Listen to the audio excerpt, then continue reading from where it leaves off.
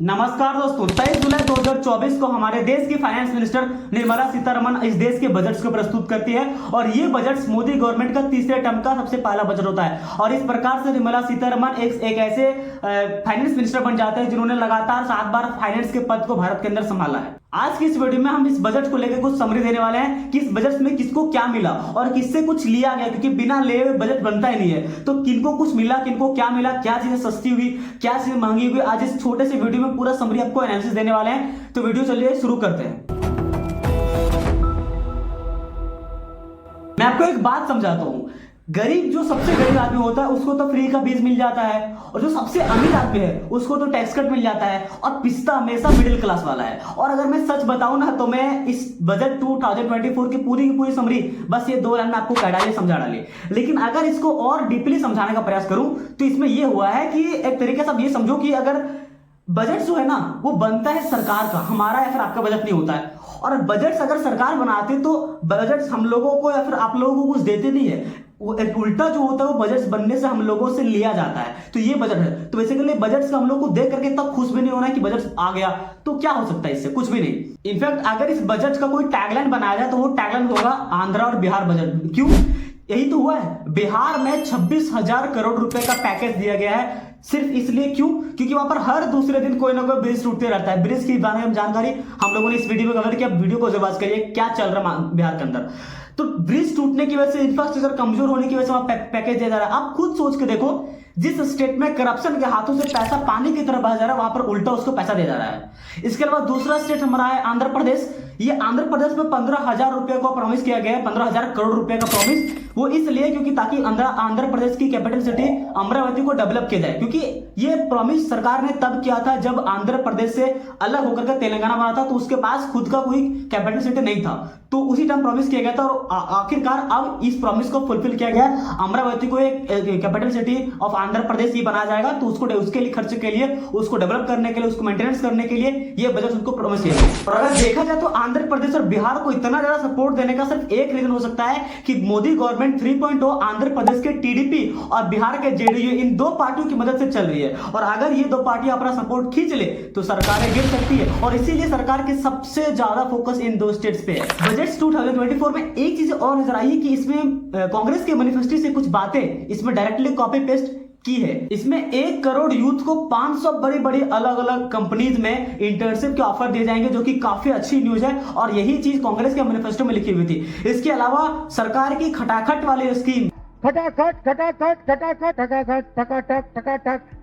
भी लाई गई है। इसमें क्या होता है कि जो इंसान सबसे पहले नौकरी ज्वाइन करेगा, इसका मतलब जिसका सबसे पहला बार पीएफ अकाउंट खुलेगा, उसको पहले महीने की सैलरी के बराबर पैसा सरकार अपने तरफ से देगी। और ये पैसा 3 इंस्टॉलमेंट में मिलेगी, और ये अप टू 15,000 ही रहेगा। इसके अलावा मिडिल क्लास वालों के लिए इस बजट में क्या है, खैर ऐसे तो कुछ नहीं है नया, लेकिन हाँ, न्यू टैक्स रिज्यूमे को थोड़ा सा रिवाइज किया गया है, थोड़ा सा इसके प्राइस को ऊपर नीचे किया गया है। इसमें इनका कहना है कि आप अप टू 17,500 रुपीज की सेविंग कर सकते हो, बचा सकते हो। In the new tax regime stands to save up to 17,500 rupees in income tax.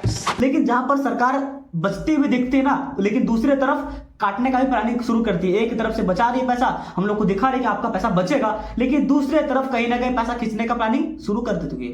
Long term capital gain tax, ये टैक्स पहले नहीं लगता था, लेकिन मोदी सरकार ने इसको इंट्रोड्यूस किया और इसको 10% से बढ़ाकर 12.5% कर दिया। इसमें बेसिकली रूल ये होता है कि अगर आप पैसा 1 साल से अधिक समय तक इन्वेस्ट करते हो और उसमें अगर आपका प्रॉफिट 1 लाख से ज्यादा हो रहा है तो उसमें भी सरकार आपसे टैक्स लेगी। इसके अलावा अभी बढ़ा करके इसको 1.25 लाख कर दिया गया है। मतलब अगर आप कहीं सेविंग किए हो 1 लाख से ज्यादा प्रॉफिट कमा रहे हो 1 साल के बाद, तो उसमें आपका 12.5% टैक्स ले लेगी सरकार। और दूसरा होता है short term capital gain tax, ये भी नहीं होता था। इसमें क्या होता है, अगर आप पैसा 1 साल से कम तक के लिए इन्वेस्ट करते हो, उसमें आपका 1 रुपया भी प्रॉफिट अगर होता है तो उसमें भी सरकार आपसे टैक्स लेगी। और वो टैक्स पहले 15% लगता था और अब उसको बढ़ा करके 20% तक कर दिया गया है, जो कि काफी शॉकिंग है। इसके अलावा जो मोबाइल फोन के पार्ट्स होते हैं, ज्वेलरीज होते हैं, फिर और भी अदर चीज जिसमें इंपोर्ट कस्टम ड्यूटी का चार्ज लगता था, अब वो चार्ज बहुत कम कर दिया गया, which is a good news, जिससे काफी लोग खुश हैं। इसके अलावा कॉर्पोरेट की अगर बात करेंगे तो कॉर्पोरेट में एंजल टैक्स को बिल्कुल एबॉलिश कर दिया, बिल्कुल खत्म कर दिया गया है। एंजल टैक्स बेसिकली ये होता है कि जब अगर कोई स्टार्टअप अपना स्टार्टअप शुरू करता है और वो कभी फंडिंग प्राप्त करता है तो फंडिंग में 30% तक उससे टैक्स लिया जाता था, जिसकी वजह से बड़ा दिक्कत होता था उन बिजनेसमैन को, और ये पूरा खत्म कर दिया गया, जिसकी वजह से देश के कई सारे बिजनेसमैन काफी खुश हैं, क्योंकि उनको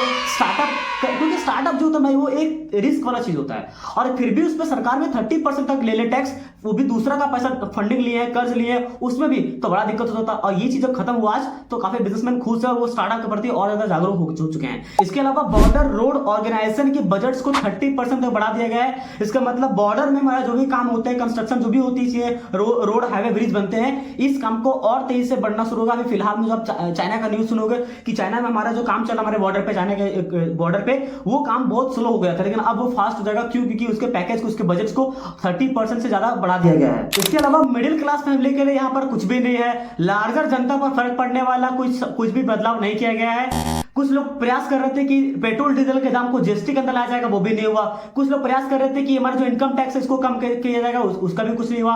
उल्टा सरकार आपके सेविंग पर भी ध्यान दे रही है, long term capital gain tax, short term capital gain tax. उल्टा जब आपकी नौकरी लगेगी तो भी आपको टैक्स देना पड़ेगा, गाड़ी परचेज करोगे तो भी टैक्स देना पड़ेगा, गाड़ी को चलाओगे कहीं पर भी आप रोड पे तो रोड का टैक्स देना पड़ेगा, टूल का टैक्स देना पड़ेगा, बहुत सारे पार्ट्स परचेज करोगे उसका टैक्स देना पड़ेगा। और हमारे यहाँ पर जहां पर गाड़ी चला रहे हो, जिसके लिए पैसा दे रहे हो, वो ब्रिज ऐसा बन रहा है जो कि हर एक 4 दिन में 5 दिन में ऐसा ब्रिज टूट रहा है। लग रहा है भैया कि हमारे देश में सारे ब्रिज क्या कर रहे हैं कि खास करके मैं बिहार के बारे में बात करना चाहता हूँ। बिहार के सारे ब्रिज ले भैया ऐसे कर रहे रहता कि कुछ ब्रिज तो बोल रहे पहले मैं टूटूंगा, कुछ बोल रहे पहले मैं टूटूंगा, क्योंकि ऐसा कंपटीशन बन गया सारे ब्रिज में कि पहले कौन गिरेगा।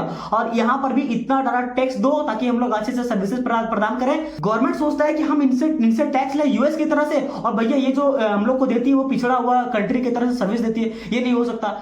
तो आज ये हमारा छोटा सा प्रयास था इस पूरे बजट्स को समराइज करने का। अच्छा लगा होगा वीडियो को शेयर करिए दोस्तों के साथ। छोटे से इन्फॉर्मेशन था लेकिन काफी वैल्यूबल रहा होगा। इस वीडियो को जरूर वॉच करिए, जो जहां पर हमने बात किया बिहार का इंफ्रास्ट्रक्चर के बारे में कितना कमजोर हो चुका है उसके बारे में। इस वीडियो को देखने के लिए, चैनल को सब्सक्राइब करने के लिए, सब्सक्राइब करना आपके लिए फ्री है, लेकिन इससे हमें बहुत हिम्मत मिलती है। आप सभी का प्रेम पूर्वक बहुत बहुत धन्यवाद।